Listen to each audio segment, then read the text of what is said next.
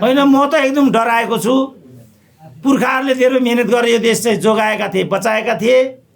जुन क्षेत्रमा युरेनियम भनिएको छ त्यो क्षेत्रमा सैनिक उपस्थिति भनेको नेपालमाथि युद्ध निम्त्याउने कुरा हो र यो चाहिँ हामीले चाहिँ खाडीमा देखिराखेका छौँ। वैकल्पिक अर्थतन्त्र खाडीमा थियो, दुबईमा जे थियो, कतारमा जे थियो, विश्वको लागि वैकल्पिक अर्थतन्त्र हाम्रा 20 लाख नेपालीहरू त्यहाँ थिए। आज इरानले कसरी छक्का छुटाइदियो त?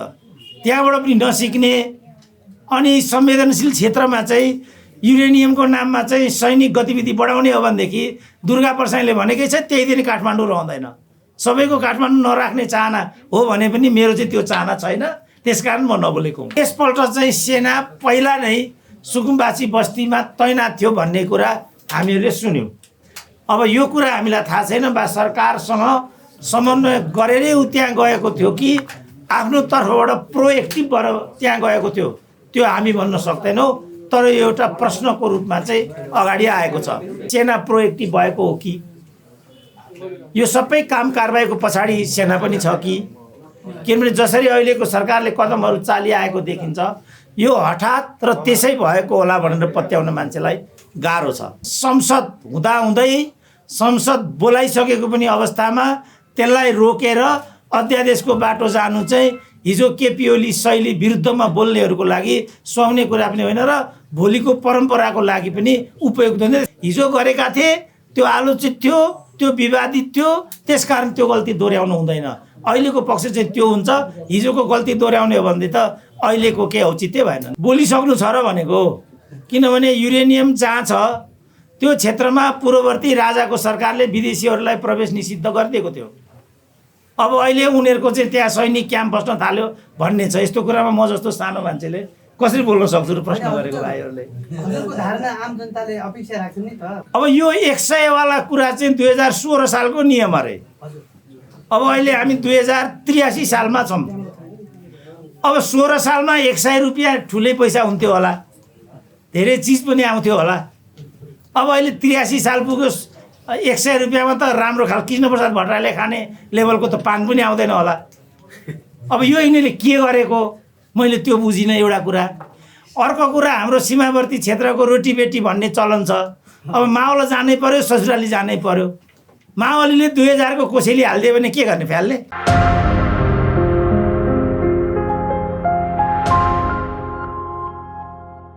राजनीतिक दल अथवा सरकारहरूले चाहिँ आफ्नो स्वार्थ अनुसार त्यस्तो अध्यादेश ल्याउने विगत छ र विगत समयमा यदाकदा राष्ट्रपतिहरूले त्यसलाई होल्ड गरेर राख्ने यस्तो पनि देखिन्छ र यो विषयमा राष्ट्रपतिहरू प्राय विवादित हुने यस्तो खालको विगत पनि छ। विगत कालमा विद्यादेवी भण्डारी राष्ट्रपति हुँदाखेरि नागरिकता विधेयकमा यस्तै भएको थियो। विद्यादेवीले त्यसलाई होल्डमा राखेको थियो। अहिलेका राष्ट्रपति रामचन्द्र पौडेल नियुक्ति भएर आइसकेपछि विद्यादेवीको नाम काटेर तल रामचन्द्र पौडेल लेखेर सदर गरिदिएको पनि अनुभव छ। यो हिसाबबाट हेर्दाखेरि अध्यादेशलाई यिनीहरू चरम रूपमा दुरुपयोग गर्ने, आफ्नो हुँदो गर्ने, आफ्नो हुँदो भयो भने त्यसको जय जयकार गर्ने, आफ्नो नहुँदो बित्तिकै त्यसलाई दुत्कार्ने, भत्सना गर्ने, विरोध गर्ने, उत्ताउलिने यस्तो अभ्यास चाहिँ व्याप्त छ हामी कहाँ। यही कारण हो जसले गर्दाखेरि अध्यादेश प्राय बदनाम छ र यो चोटि पनि त्यस्तै कुरा भएको छ। एकातिर बोलाउन लागि संसदीय बैठकलाई स्थगन गरिएको छ, अर्कातिर हतार हतारमा अध्यादेश ल्याउने कुरा चाहिँ भएको छ। आजको पत्रपत्रिकाहरूमा अध्यादेशमा समावेश भएका विषयवस्तुहरू के थिए भन्ने कुरा उल्लेख पनि गरिएको छ। शिक्षा सम्बन्धी ऐनको कुरा पनि छ, सहकारीको कुरा पनि छ। अब खास गरिकन जो राजनीतिक नियुक्ति पाएका 1200 जति पदाधिकारीहरू हुन् त्यसलाई पनि मध्यनजर गरेर यो ल्याइएको हो कि भन्ने, अर्थात् राजनीतिक नियुक्ति सम्बन्धी विषय पनि त्यहाँ परेको देखिन्छ। मूलतः 5-6 वटा विषय अन्तर्गत धेरै कानुनी कुराहरू अथवा कानुनले चाहिँ पूर्णता प्राप्त नगरेबाट कार्यमा व्यवधान परेका कुराहरूको फुकाइको लागि अध्यादेश सरकारले ल्याउन खोजेको देखिन्छ।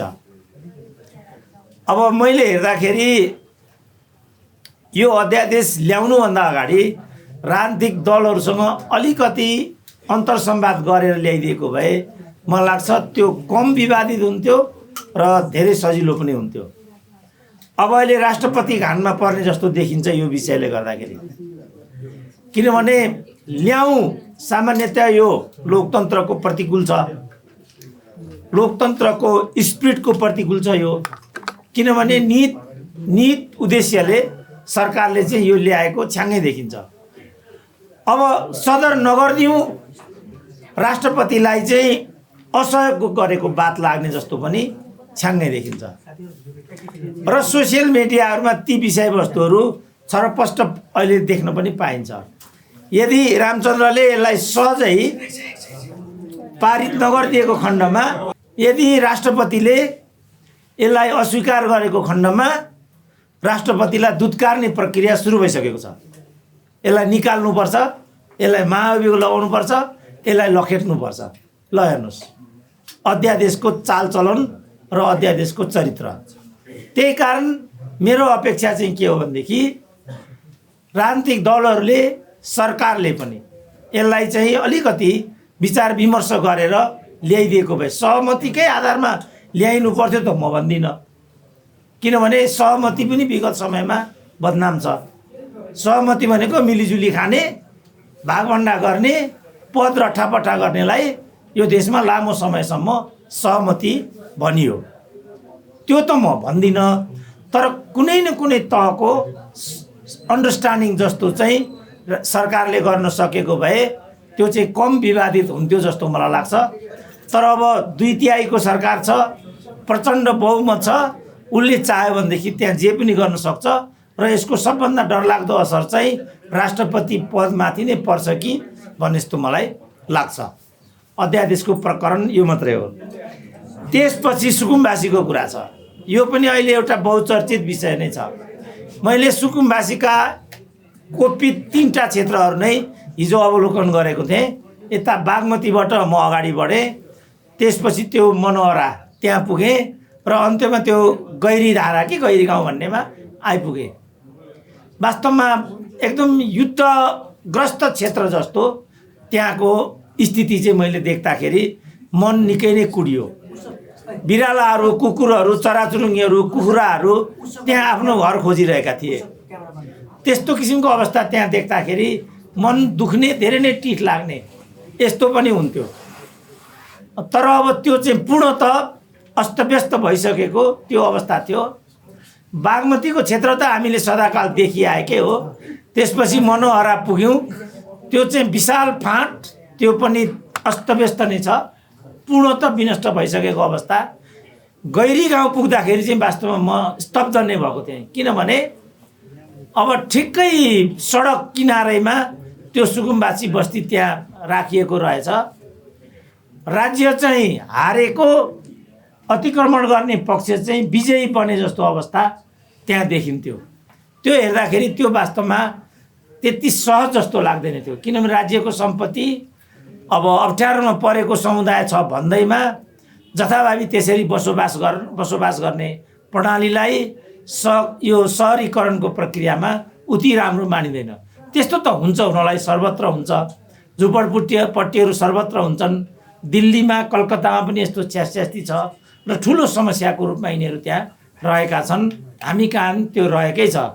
अब नेपालव्यापी रूपमा यस्तो छ, जहीँ तहीँ ठुल्ठुला सहरहरूमा, राजमार्गका चाहिँ पूर्व पश्चिम क्षेत्र साइडहरूमा यस्ता समस्याहरू व्याप्त देखिन्छन्। अब यसको अभ्यास हेर्ने भने यहाँ पनि राजनीतिक दलहरूद्वारा संरक्षित ती प्रवृत्ति हुन् भन्ने कुरा पनि छ्याङ्गै देखिन्छ। अब चान्चुन 40 लाख जति चाहिँ सुकुम्बासीहरू हाम्रो देशमा छन् भन्ने छ। त्यसमा मलाई लाग्छ 5-7 लाखको सङ्ख्या त काठमाडौँ उपत्यकाभित्र नै होला। तर अब ललितपुरतिर यो समस्या पटक्कै छैन भन्ने छ। काठमाडौँ र अन्यत्र यो स्थिति चाहिँ व्याप्त देखिन्छ। यो हिसाबले यो एउटा विकराल समस्या जस्तो पनि लाग्छ। निवर्तमान प्रधानमन्त्री केपी ओलीले यो सम्बन्धी प्रश्न उठ्दाखेरि कर्कलो काट्नु बन्चरोले भन्ने एउटा उखान पनि हानेका थिए। यताबाट उनीहरू चाहिँ सुकुम्बासीहरूलाई या त उदारतापूर्वक हेर्छन्, होइन भने उनीहरूलाई थाहा छ तिनीहरू को हुन् भनेर। फलस्वरूप जो वास्तविक सुकुम्बासी हो तिनीहरू यो कदमले गर्दा ज्यादै नै आहत छन्, ज्यादै नै पीडित छन्। नक्कली सुकुम्बासीहरूले चाहिँ यो सक्कली सुकुम्बासीहरूलाई चाहिँ कोतरेको र तिनीहरूकै कारणले उनीहरू चाहिँ वास्तवमा बढी पीडित भएको कुरा पनि छ्याङ्गै देख्न सकिन्छ। यस्तो बेलामा सरकारले यो सक्कली र नक्कली सुकुम्बासीको वर्गीकरण ठिकसँग गरेर जो वास्तविक सुकुम्बासीहरू हुन् तिनीहरूलाई वैकल्पिक व्यवस्थामा लैजाने र नक्कली सुकुम्बासीहरूलाई चाहिँ कारबाहीको दायरामा ल्याएर उनीहरूबाट क्षतिपूर्ति लिने, त्यसरी क्षतिपूर्ति भएर असुल उपर भएको रकम पनि तिनै सक्कली सुकुम्बासीहरूको शिक्षा र स्वास्थ्यमा खर्च गरेर त्यसलाई चाहिँ भोलिको लागि एउटा दृष्टान्त बनाउन सक्दा त्यो निकै नै राम्रो हुन्थ्यो। तर सरकारले चाहिँ अब कदम चालेको, सुकुम्बासी बस्तीहरूलाई उठाएको यो कुरा मात्रै हामीहरूलाई थाहा छ। भित्र सरकारको व्यवस्था के सोचेर उसले यो गरेको छ त्यो कुरा अहिले प्रष्टसँग भन्न सकिँदैन। तर राजधानीलाई राम्रो बनाउनुपर्छ, व्यवस्थित गरिनुपर्छ, राजधानी हेर्दाखेरि राम्रो देखिनुपर्छ भन्ने सन्दर्भसँग यो कुरा हो भनेदेखि हामी यो सरकारको कदमको सराहना गर्न चाहन्छौँ। किनभने राजधानी वास्तवमा हरियालीयुक्त हुनुपर्छ, पर्यावरण दृष्टिकोणले पनि समुचित हुनुपर्छ। यहाँका नदी नाला इत्यादि त अब हेरिन सक्ने ढलमती बनाइसकेको छ यिनीहरूले। यी ढलहरूलाई पनि सफा गरेर वास्तवमा यो टोयलेटको निकास पनि खोलामा लगेर नदीमा लगेर हाल्ने होइन, यसलाई आन्तरिक रूपमा व्यवस्थापन गरेर बरु यसको वैकल्पिक विधि र उपायद्वारा ऊर्जासँग जोड्ने, फोहोरलाई पनि ऊर्जासँग जोड्ने, यस्ता किसिमका कुराहरूलाई पनि ऊर्जासँग जोडेर यसलाई वातावरण अनुकूल, वातावरण मैत्री बनाउने, हरियाली मैत्री बनाउने, बाग बगैँचा फुल बिरुवा यस्तो गर्ने र सुन्दर काठमाडौँ हेर्न लायकको राजधानीको रूपमा यसलाई रूपान्तरण गर्न सक्दाखेरि त्यो निकै नै राम्रो हुन्छ। जस्तो फोहोरको कुरा गर्दाखेरि यो संसारकै सबभन्दा प्रदूषित सहरको रूपमा यो बदनाम हुन थालेको छ। यहाँको फोहोरलाई स्थायी रूपमा व्यवस्थापन गर्ने कुरा अहिले पनि परिकल्पना गरे जस्तो लाग्दैन। काठमाडौँले फोहोर उत्पादन गर्ने, सिस्टोल र बन्चरे डाँडाको टाउकामा लगेर त्यो खन्याइदिने, फलस्वरूप बालाजुभन्दा माथितिर अहिले नै हामी गयौँ भन्ने पनि हिँड्नै सकिने स्थिति छैन। गनाएर डङडङती गनाउँछ। ट्राउट माछा खेती इत्यादि त्यहाँ गरेको चाहिँ देखिन्छ, तर त्यो माछा बसेर खान सक्ने अवस्था चाहिँ त्यहाँ देखिँदैन। यसरी सिङ्गो नेपालीहरूलाई नै फोहोरीको रूपमा उभ्याइदिने, फोहोरी चाहिँ राजधानी अन्तर्राष्ट्रिय विमानस्थलबाट भित्र पस्नै पर्यटकहरूलाई गाह्रो लाग्ने खालको राजधानी हामीले चाहिँ बेहोरिरहेका छौँ। यो राजधानीलाई सफा बनाउने दिशातर्फ सुकुम्बासी समस्या सम्बन्धमा सरकारले कदम चालेको हो भने वास्तवमा यो सराहनीय छ। मानवीय दृष्टिकोणले अघि पनि मैले भने वास्तविक सुकुम्बासीहरूलाई विकल्पमा लैजाने, नक्कली सुकुम्बासीहरूलाई चाहिँ कानुनको दायरामा ल्याउने, यो हिसाबले गरेको खण्डमा वास्तवमा यो कदम पनि सार्थक हुन्छ भने जस्तो लाग्छ। यो चाहिँ अब राजधानीभन्दा बाहिर जाने जस्तो कुरा पनि मैले सुनेको छु र राजधानी बाहिरका सुकुम्बासीहरू पनि आतङ्कित भए जस्तो कुरा पनि यहाँ काठमाडौँमा ठोकिरहेको स्थिति छ। यो सन्दर्भमा सरकारले अझ दीर्घकालीन तरिकाले र अल्पकालीन रूपमा पनि यिनीहरूलाई के गर्न सकिन्छ, कसो गर्न सकिन्छ, मानवीयतालाई समेत मध्यनजर गरेर कदम चालोस् भन्ने सुझाव पनि म यहीँबाट दिन चाहन्छु। त्यसपछि सेना परिचालनको कुरा पनि छ। यो सेना परिचालनको कुरा पनि यो सुकुम्बासीसँग नै जोडिएको छ। अब नेपाली सेना चाहिँ सानोतिनो कुरामा पनि हरेक पटक हामी सरकारको निर्देशनअनुसार चल्छौँ, सरकारको निर्देशन बिना चाहिँ हामीहरू कुनै पनि किसिमको कदम चाल्दैनौँ भन्ने गर्थ्यो।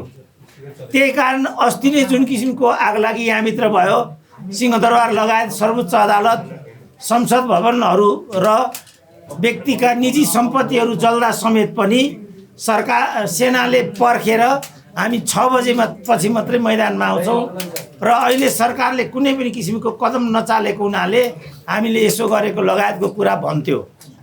तर यसपल्ट चाहिँ सेना पहिला नै सुकुम्बासी बस्तीमा तैनात थियो भन्ने कुरा हामीहरूले सुन्यौँ। अब यो कुरा हामीलाई थाहा छैन बा सरकारसँग समन्वय गरेरै ऊ त्यहाँ गएको थियो कि आफ्नो तर्फबाट प्रोएक्टिभ भएर त्यहाँ गएको थियो त्यो हामी भन्न सक्दैनौँ, तर यो एउटा प्रश्नको रूपमा चाहिँ अगाडि आएको छ। अब त्यसपछि पनि हामीले के सुन्यौँ भने सेनाले चाहिँ देशव्यापी रूपमा सुकुम्बासीहरूको सङ्ख्या के छ कसो छ भनेर चाहिँ सोधपुछ पत्राचार इत्यादि गर्न थालेको भन्ने खबर पनि आएको छ यहाँ काठमाडौँमा, र कतिपय नगरपालिकाहरूले यसमा आपत्ति गरेको भन्ने कुरा पनि आएको छ। अब यो हिसाबले प्रादेशिक तहमा कानुनी के व्यवस्था छ, सेनालाई कस्तो बेलामा परिचालन गरिने हो, यस्तो खालको प्रश्नमा सेना आकर्षित हुने हो कि होइन, त्यसको बारेमा पनि हामीले कानुनी बन्दोबस्त के छ त्यहाँ जानुपर्ने हुन्छ। तर अहिले मान्छेको मनमा के लागेको छ भनेदेखि सेना प्रोएक्टिभ भएको हो कि यो सबै काम कारबाहीको पछाडि सेना पनि छ कि, किनभने जसरी अहिलेको सरकारले कदमहरू चालिआएको देखिन्छ यो हठात र त्यसै भएको होला भनेर पत्याउन मान्छेलाई गाह्रो छ। त्यो सन्दर्भमा पनि यो कुरालाई एक ठाउँमा राखेर हेर्ने गरे जस्तो चाहिँ अनुभूति हुन्छ। अब के हो त्यो समयक्रममा खुल्दै जान्छ, तर हामी सेनालाई चाहिँ के भन्छौँ भनेदेखि उसले चाहिँ सेनाको रूपमा रहेकै राम्रो। सबैको अपेक्षा के छ भने उसले सुरक्षा सम्बन्धमा, अतिक्रमित भूमिको सन्दर्भमा र अरू संवेदनशील पक्षमा योभन्दा बढी आकर्षित भए त्यो हाम्रो लागि आनन्दको कुरा हुन्थ्यो भन्ने चाहिँ जनमानसको बुझाइरहेको चाहिँ पाइन्छ। अब सुकुम्बासीहरूको सन्दर्भमा सुकुम्बासीको मुद्दालाई सेनाले कसरी हेरेको त्यो कुरा हामीलाई थाहा नभएको हुनाले हामी यसमा यथेष्ट भन्न पनि असमर्थ हुन्छौँ। तर अन्योन्यासित रूपमा सुकुम्बासीसँग जोडिएर सेनाको प्रश्न आउनु चाहिँ मन लाग्छ त्यति सुखद होइन। योतिर सेनाले सोच्नेछ, संयमित हुनेछ र सिभिल मिलिट्री जो रिलेसन र व्यवहारको पक्ष छ त्यसलाई उसले व्यवस्थित र संयमित तरिकाले अवलम्बन गर्ने नै छ भन्ने चाहिँ अपेक्षा गर्न सकिन्छ र गर्नु उचित हुन्छ। त्यसपछि यो चिनिया दूतावासको युथ पायोनियर भन्ने एउटा प्रोग्रामको कुरा पनि हालसालै चलन चल्तीमा आएको पाइन्छ। यस्तो किसिमको कुरा अमेरिकी युथ काउन्सिलको भन्ने पनि छ र ती अमेरिकी युथ काउन्सिलमा आकर्षित हुन नेपाली युवाहरू त्यत्तिकै सक्रिय रहने गरेको, कुनै न कुनै रूपमा आबद्ध रहने गरेको, त्यसमा पनि हालैको परिवर्तनमा त यो बढी नै चलखेलको विषय बनेको भन्ने लगायतका कुराहरू पनि बजारमा सुनिन्छन् र यसमा सन्तुलन गर्ने अथवा यसको सापेक्षतामा चिनिया दूतावासले पनि यो प्रोग्राम ल्याएको हो कि भन्ने लगायतका कुराहरू पनि सुनिएका छन्। यदि त्यस्तो हो भने यो भू राजनीतिको विषय बन्छ, अन्तर्राष्ट्रिय चलखेलको विषय बन्छ र यस्ता कुराहरूमा आकर्षित हुँदै जाने हो भनेदेखि प्रतिस्पर्धा बन्छ र यो बाटोबाट हस्तक्षेपहरू भित्रिन्छन्। यसले नेपाल र नेपालीको एउटा स्थायित्वको लागि, स्वायत्तताको लागि, असंलग्नताको लागि र भू राजनीतिलाई सन्तुलन गर्नको लागि समेत पनि त्यति राम्रो प्रभाव पार्दैन भन्ने कुरा चाहिँ सहजै अनुमान गर्न सकिन्छ। किनभने अब नेपालीहरूको एउटा अचम्मको मानसिकता के भएको छ भनेदेखि देश केही होइन, विदेशै सबै कुरा हो, आफ्नो जति हीन पराएको जति महान भन्ने संस्कारबाट हामीहरू चाहिँ परिलक्षित भए जस्तो देखिन्छ। अब सांस्कृतिक दृष्टिकोणले, भाषाको दृष्टिकोणले, पहिरन पोसाकको दृष्टिकोणले, खानपिनको दृष्टिकोणले समेत पनि हामीले आफ्नो पना प्राय बिर्सिसकेका छौँ। हामीलाई आफ्नो पहिरन हीन लाग्छ, आफ्नो भाषा पनि हीन लाग्छ, आफ्नै भाषामा पनि अर्काको भाषा मिलायो भनेदेखि आनन्दित र गौरवान्वित हुने, अर्काकै भाषामा बोल्नुपर्ने, फेरि प्रविधिले पनि त्यसरी नै दपेटा दिएर ल्याइराखेको छ। प्राविधिक दृष्टिकोणले, यो औषधोपचारको दृष्टिकोणले, अन्य सामग्रीहरूको दृष्टिकोणले समेत पनि, सहजताको दृष्टिकोणले पनि उनीहरूका अलिकति सुगम र सहज भएर गएका छन्। अब दौरा सुरुवाल लगाउनु पर्यो, पटुका बाँध्नु पर्यो, खुकुरी भिर्नु पर्यो, तुना बाँध्नु पर्यो, इँजार कस्नु पर्यो, त्यो त्यति सजिलो पनि छैन। अब उनीहरूको त्यति सजिलो र सुगम हुन्छ कि प्रयोग गर्न पनि सहज हुन्छ। बिस्तारै हामीहरू लहसिँदै गएका छौँ।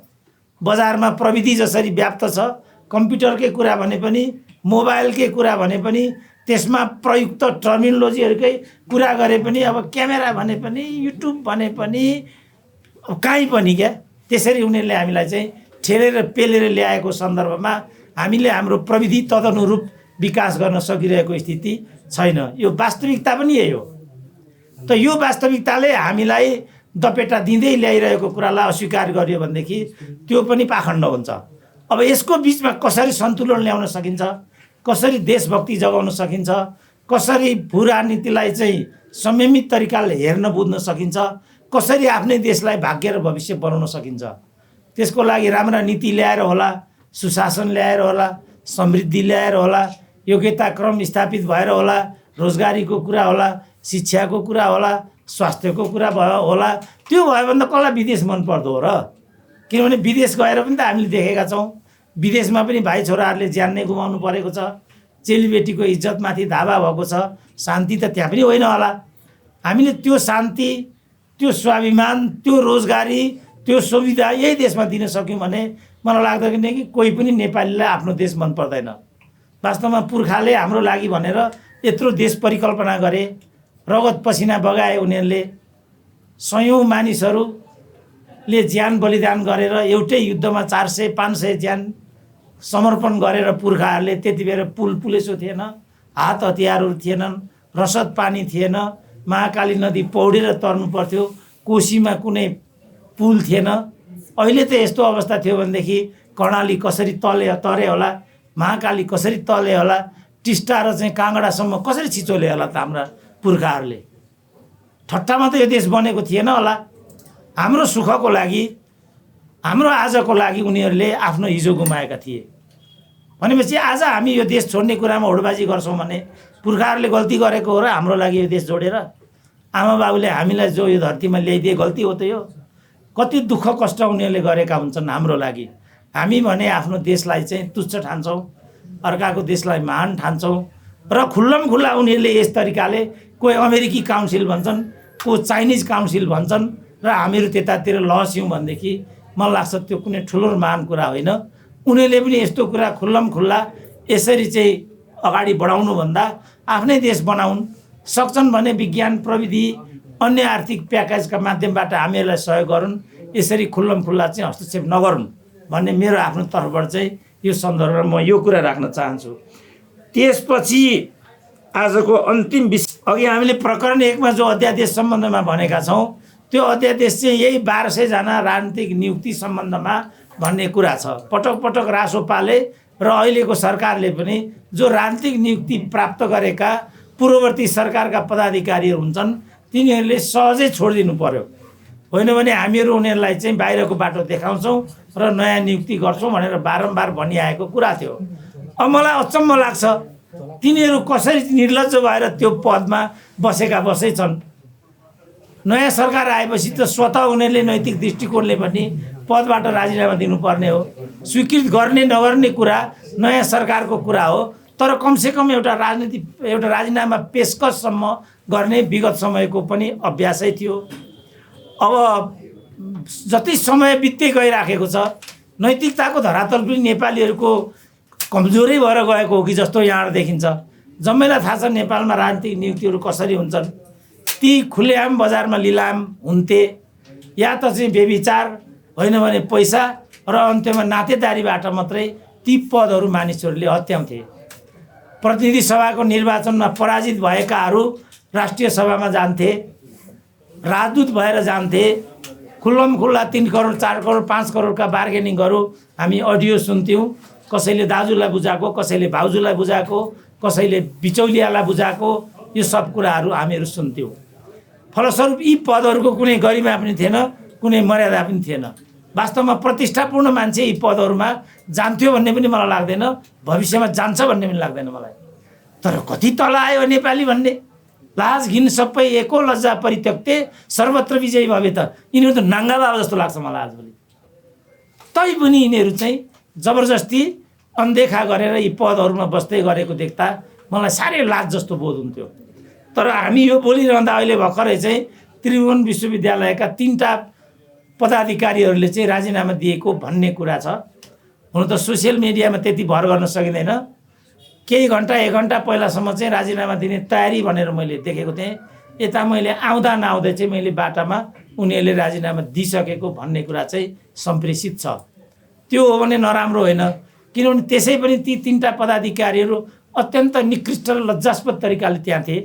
किनभने विगत माओवादीवाला सरकारले चाहिँ प्रतिस्पर्धाको नाटक गरेर आफ्नो एउटा कार्यकर्तालाई त्यहाँ उपकुलपति बनाएको थियो त्यसपछि उक्त उपकुलपतिले चाहिँ भागभण्डाको आधारमा एउटा काङ्ग्रेसबाट एउटा एमालेबाट रेक्टर र रजिस्ट्रार त्यहाँ मनोनयन गरेर त्यो पनि अड्डी कसेर यिनै दुईटा हामीलाई दिन्छौ भने ठिक छ, होइन भने म नै राजीनामा दिन्छु भनेर चाहिँ पन्छेर समेत पनि 7-8 दिनको दबावबाट ती दुईटा पदाधिकारीहरू चाहिँ त्यहाँ नियुक्त गरेको थियो। त्यो गर्दा गर्दै सरकार बदलियो, केपी ओली प्रधानमन्त्री भएर आए र उनले ती पदाधिकारीहरूलाई यति असहयोग गरे। सिनेटमा तिनीहरूले यस्तो निर्लज्जता देखाए, सामान्यतया सिनेटमा त्यस्तो निर्लज्जता नदेखाउने विश्वव्यापी परिपाटी छ, तर यिनीहरू त तीभित्र झगडा गर्न थाले, हाउसमा कुटाकुट गर्ने जस्तो अवस्था पनि त्यहाँ देखिन्थ्यो। त्यो देख्दाखेरि हाम्रो शिर यसरी निहुरिन्थ्यो। त्यो विश्वविद्यालय भन्न र म प्रोफेसर हुँ भन्न पनि लाज लाग्थ्यो, तर पनि यी नाङ्गा बाबाहरूलाई कुनै पनि लाज हुँदैन थियो। यति असहयोग गरे, फलस्वरूप माओवादीबाट नियुक्त भएका ती उपकुलपति त्यहाँबाट राजीनामा दिएर पन्छिए। तर उनले नै जोडबोड गरेर नियुक्त गरेका रेक्टर र रजिस्ट्रार चाहिँ निर्लज्ज भएर त्यो पद चाहिँ खाने मात्रै होइन कि उल्टो उपकुलपति हुन पाइन्छ कि भनेर प्रपञ्चमा लागेको समेत पनि देखियो। तर केपी ओलीले अब गोजीबाट झिके पैसामा बेचे, के भयो त्यो कुरा थाहा भएन, नयाँ उपकुलपति त्यहाँ पठाइए। यसरी त्यहाँ 3टा उपकुलपतिहरू थिए। अन्य उपकुलपतिहरू पनि भागभण्डाकै आधारमा पठाइएको हामी जम्मैलाई थाहा थियो। अध्यादेशमा 18वटा जति विश्वविद्यालयका ती पदाधिकारी नियुक्ति सम्बन्धको विषय पनि पारिएको भन्ने कुराहरू आज पत्र पत्रिकाहरूमा पनि देखिन्थ्यो। यो हिसाबले सबै राजनीतिक नियुक्ति, अब राजदूतहरूको बारेमा त तपाईँहरूलाई थाहै छ, अन्तरिम सरकारले नै 10 जना जति राजदूतहरू फिर्ता बोलाइन्। फिर्ता बोलाउँदै पनि उनले चाहिँ लिङ्गी आधारमा बोलाइन्, महिला जति बोलाइनन्, पुरुष जति बोलाइन्, यो विधिबाट बोलाइन्। 1-2 जनाहरू छासमिस थिए होला, तिनीहरू पनि यो आउने बित्तिकै चाहिँ ती जम्मैलाई पनि फिर्ता बोलाइसकेपछि मलाई लाग्छ अहिले विश्वव्यापी रूपमा नेपालका राजदूतहरू कार्यरत छैनन्।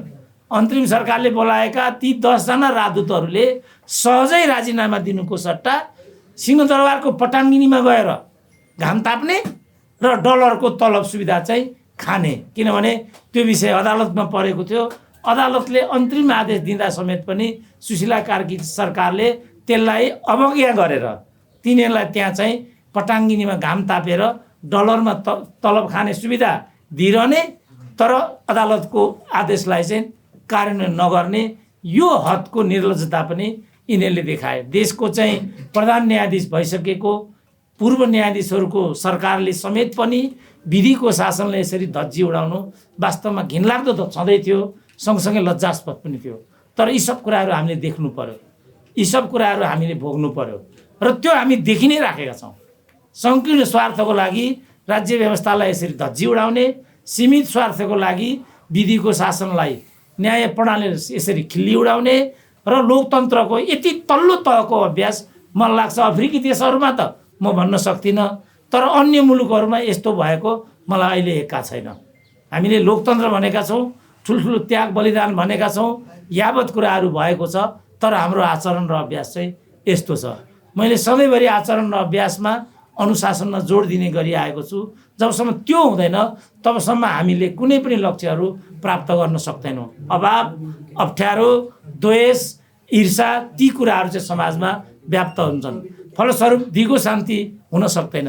दिगो शान्ति भएन भनेदेखि हामी समृद्धिमा जान सक्दैनौँ, हाम्रो भविष्य सुनिश्चित हुँदैन, हामीले सुखको बारेमा कल्पना गर्न सक्दैनौँ। हाम्रो जीवन त जे होला जे होला, तर भोलिको पिँढी समेत यही समस्याबाट, यही रोगबाट चाहिँ आहत हुन्छ। त्यसो भएको हुनाले हामीले अब यो अहिले जो मिडियाको जुन सिस्टम आएको छ, यति सिस्टमले गर्दा हामीले यति पनि भन्न पाएका छौँ। होइन भनेदेखि कथित मूल प्रवाहका भनिएका मिडियाहरूको हातमा समाचार पनि केन्द्रित थियो, विचारहरू पनि केन्द्रित थिए। उनीहरूले त्यसलाई मुठ्ठीमा राखेर खालि प्रायोजित विचारहरू मात्रै तल जान दिने, प्रायोजित विचार तल गयो भने त्यस प्रकारले सम्प्रेषित भएको विचारबाट निर्दिष्ट जनसमुदाय र बौद्धिकहरू पनि त्यस्तै हुने, कुण्ठित हुने र उनीहरूबाट गल्ती हुने, गल्ती दोहोरिने खतरा प्रचुर हुने र त्यही कुरा पटक पटक यो देशमा भइआएको फल आज हामीले भोगी आउनु पर्यो। 21औं शताब्दीमा सुकुम्बासी बस्तीबाट पनि हामीहरूले चाहिँ बेदखल हुनु पर्यो, बेरोजगार हुनु पर्यो र जीवन पद्धति झनपछि झन सुखद होला भन्दा झनपछि झन चाहिँ कष्टकर हुने, यो कुराको नियति चाहिँ हामीले बेहोर्नु पर्यो। वास्तवमा लोकतान्त्रिक शासन प्रणाली अन्तर्गत नागरिकहरूको यो जीवन पद्धति भनेको अस्वीकार्य कुरा हो। नागरिकहरूले एकमुठी खानको लागि, एक आङ लाउनको लागि, स्वास्थ्यको लागि, रोजगारीको लागि, शिक्षाको लागि तडपिनु भनेको त्यो लोकतन्त्र अनुकूलको कुरा होइन। यो परिवेशमा लोकतन्त्र कहिले पनि सबलीकृत भएर चाहिँ जाँदैन। त्यसकारण म अपेक्षा गर्छु सरकारले यो सब कुरामा ध्यान पुर्याउनेछ, यी सब कमी कमजोरीलाई हटाउनेछ, त्यसपछि मात्रै उसको 2/3 औचित्य पुष्टि हुनेछ। होइन भने कथा दोहोरिनेछ, यो रोइलो र रोदनहरू जारी रहनेछन्। हामीहरूले केही पनि पाउने छैनौँ। केही पनि नपाउने कुरामा हामीले लड्नु बुड्नुको पनि केही अर्थ छैन। यति भनेर म विश्राम लिन चाहन्छु र के अपेक्षा गर्छु भने यसमा थप प्रश्नहरू केही पनि छैनन्। डाक्टर साहब अर्को सेसनको लागि आइसक्नु भएको छ। अर्को हप्ता हामीहरू भेट्ने नै छौँ। अहिले चाहिँ विश्राम लिन्छु। नमस्ते। 5वटा अध्यादेश पुर्याइएको छ नि राष्ट्रपति कार्यालयमा। यो वास्तवमा यो जायज छ? यो सरकारले ल्याएको यो अध्यादेश यो जायज छ, तर यसको आशय चाहिँ राजनीतिक जस्तो लाग्छ मलाई। र राजनीतिक विषयमा हामीले जानु आवश्यक छैन। भन्दाखेरि उनीहरू यो नागरिकको लागि भन्छन्। हाम्रो विचारमा यो राजनीतिक हो। संसद हुँदाहुँदै, संसद बोलाइसकेको पनि अवस्थामा त्यसलाई रोकेर अध्यादेशको बाटो जानु चाहिँ हिजो केपी ओली शैली विरुद्धमा बोल्नेहरूको लागि सुहाउने कुरा पनि होइन र भोलिको परम्पराको लागि पनि उपयुक्त हुँदैन। त्यस कारण मैले अघि भने एक खालको विचार विमर्श गरेर ल्याउनै पर्ने अवस्थाको भए त्यसरी ल्याइदिएको भए त्यो सहज हुन्थ्यो। त्यसो नगरेको अवस्थामा त यो मैले लेख्दाखेरि विवादित नै हुन्छ। हिजोका विगतका सरकारहरूको सरकारले पनि यसरी एउटा अध्यादेश ल्याएर प्रतिपक्षहरूको त्यो आलोचना नखानलाई पनि त गरे हुन सक्छ नि त। अब हिजोकाले गरेका थिए अनि हामी पनि गर्छौँ भन्नुको त त्यत्रो अर्थ हुँदैन। हिजो गरेका थिए, त्यो आलोचित थियो, त्यो विवादित थियो, त्यसकारण त्यो गल्ती दोहोऱ्याउनु हुँदैन। अहिलेको पक्ष चाहिँ त्यो हुन्छ। हिजोको गल्ती दोहोऱ्याउने हो भने त अहिलेको के औचित्य भएन नि। डाक्टर साहब यो कुराले अर्को कुरो तान्यो कि जस्तो 1200 जति चाहिँ राजनीतिक नियुक्ति छ होइन सबै संवैधानिक निकायहरूमा, हरेक क्षेत्रमा। अब सबै अध्यादेशमा त्यो 5वटा अध्यादेशमा समेटिया छ। अब साँच्चीकै राजनीतिक नियुक्तिलाई अनि यो सरकारले थामेर राख्नु आवश्यक छ त? होइन, आवश्यक छैन होला। त्यो नैतिक प्रश्न हो। उनीहरू कानुनी हिसाबले 4 वर्ष 5 वर्ष भनेर नियुक्त भएका हुन्छन्। हामीले अघि पनि कुरा गरिहाल्यौँ नियुक्ति कसरी हुन्छ। अब यो विषय अदालतले नै चाहिँ फर्सेट गरे पनि हुन्थ्यो। अदालत पनि अहिले कोपित जस्तो मलाई लाग्छ। प्रधान न्यायाधीशको नियुक्ति पनि यी जस्तो लाग्छ। अब संवैधानिक परिषदको स्थिति पनि हामी जम्मैलाई थाहा छ। त्यहाँ राज्यको बहुमत पुग्दैन। त्यसबाट पनि उनीहरू आत्तिएको जस्तो पनि देखिन्छ। यी सबै कुरा त पुरानै हुन्।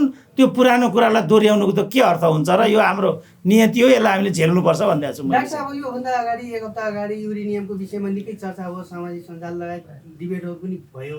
यो युरेनियमको विषयमा जुन चर्चा भएको छ यो विषयमा त तपाईँले केही बोल्नु भएन जस्तो लाग्यो।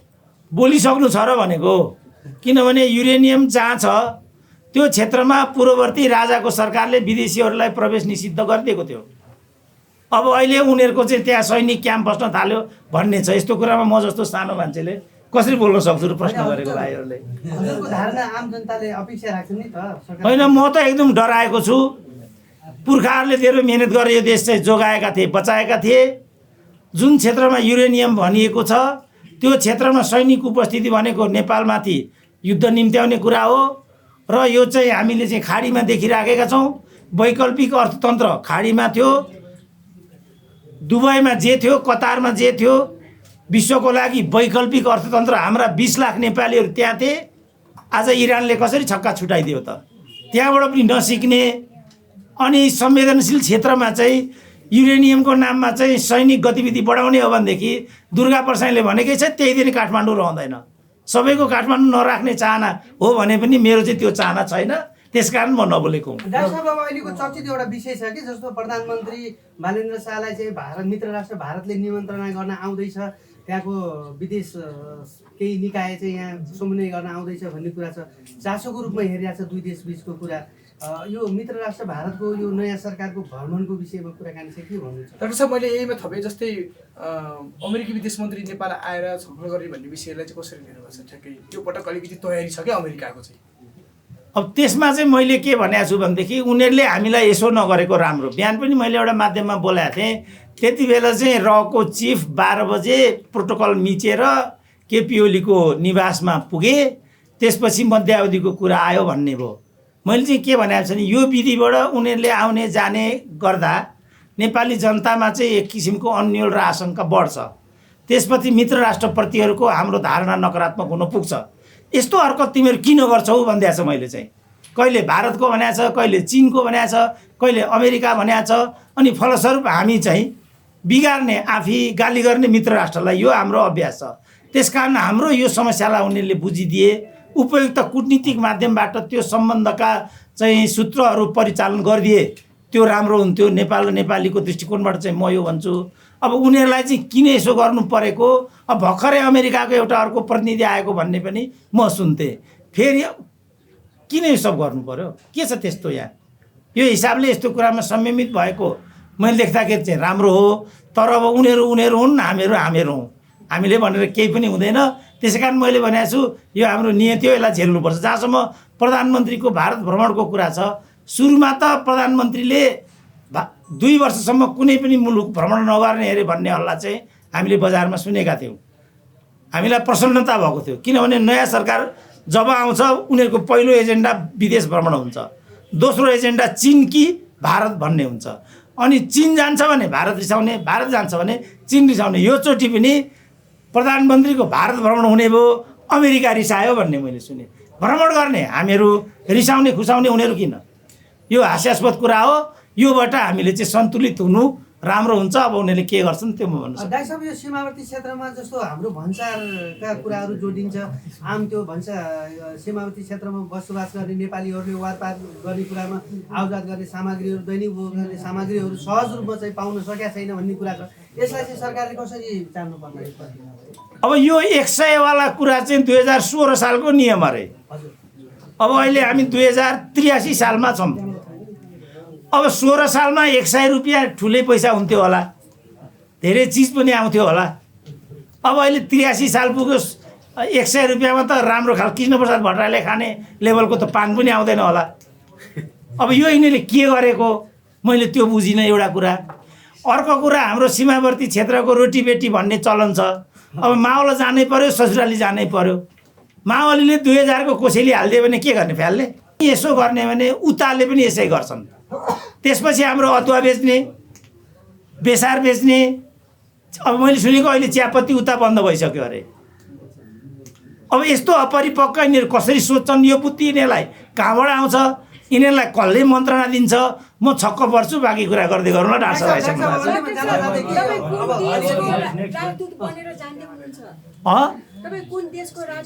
योग्य क्षमतावानलाई राजदूत बनाउनेले डाक्टर साहब तपाईँको प्रतिस्पर्धाबाट होइन, यो त मैले धेरै भनिसकेँ नि त। राजदूत, म प्रोफेसर हुँ होइन।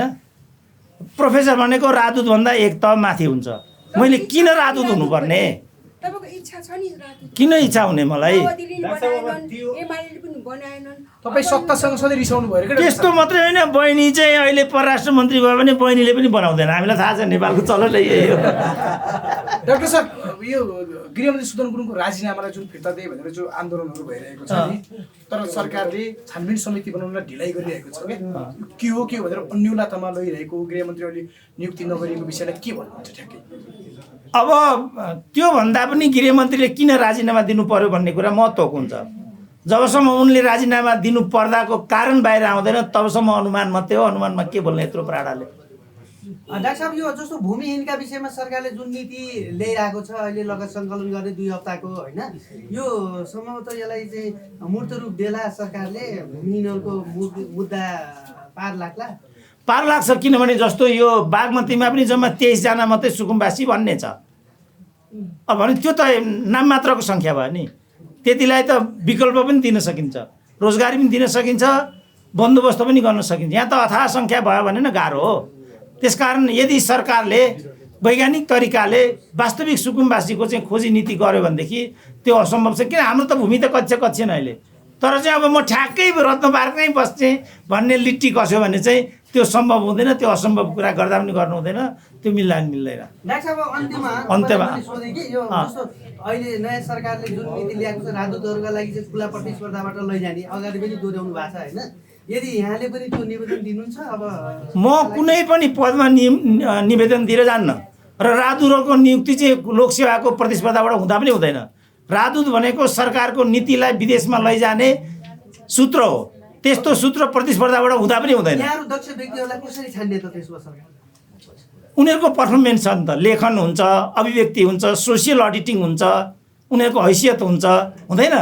मन्त्री चाहिँ त्यसरी बनाउन सकिने, अनि राजदूत त्यति सोसियल एडिट पोलिटिकल अडिट गर्ने क्षमता पनि हाम्रो राज्यसँग छैन। त्यो छ होइन, त्यो छ। अब जुन प्रतिस्पर्धाको विधि भनिरहेछ, संसारमा यसरी राजदूत नियुक्त गर्ने विधि कमसेकम मैले चाहिँ सुनेको छैन। त्यस्तो नहुनु पर्ने हो मेरो विचारमा। त्यो वैज्ञानिक तरिका पनि होइन, त्यसरी हुँदा पनि हुँदैन। भोलि प्रतिभाको आधारमा ठ्याक्कै यो सरकारको विपरीत धारणा राख्ने, विपरीत सोच राख्नेहरूले मात्रै ड्याम लोकसेवा पास गरिदियो भने तिनीहरूले यो सरकारलाई कसरी प्रतिबिम्बन गर्छन् त विदेशमा? यो सम्भव छैन। यो कुनै हुने कुरा पनि हुँदैन। मेरो विचारमा यस्तो हुँदा पनि हुँदैन। तपाईँहरू निश्चिन्त हुनुहोस्। धन्यवाद।